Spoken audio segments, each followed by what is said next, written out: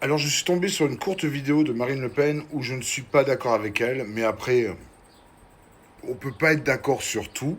Hein, là-dessus, il n'y a vraiment pas de problème, mais on va l'écouter et moi, je vais vous donner mon ressenti derrière.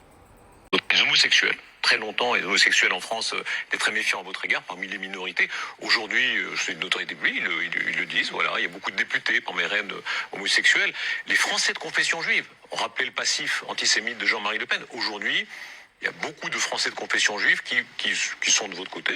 Personne ne peut évidemment compter, ça ne se fait pas et c'est pas comme ça qu'on fait la politique en France. Mais en revanche, les musulmans, les Français d'origine arabe, là, vous savez très bien, le Rubicon n'est pas franchi. Quel message leur passez-vous? Enfin, vous savez, il y a une île qui s'appelle Mayotte, hein, avec des Français qui ont voté pour rester français. Ils sont à 95% musulmans, ils ont voté pour moi à 60%. Donc mais là, vous réfugiez un peu.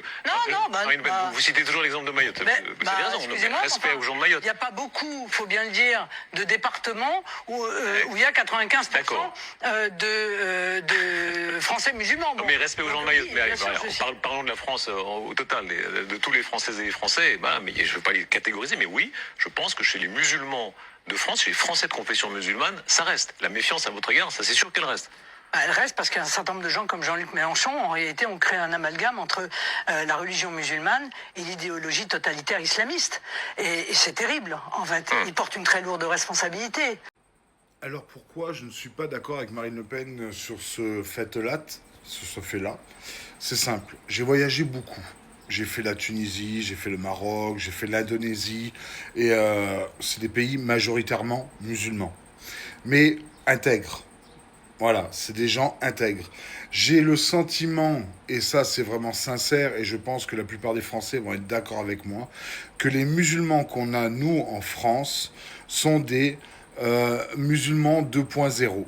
C'est des faux musulmans. C'est des musulmans qui veulent provoquer, qui veulent déranger, mais qui ne sont pas là avec leur religion sincère.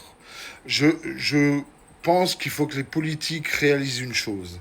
Les musulmans, la plupart, je dis pas tous, mais la plupart des musulmans qu'on a en France sont des musulmans qui dérangent la France.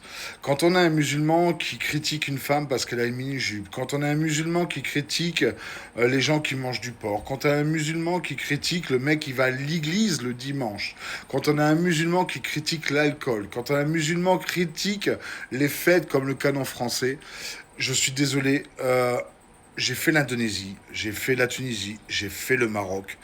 C'est pas du tout les mêmes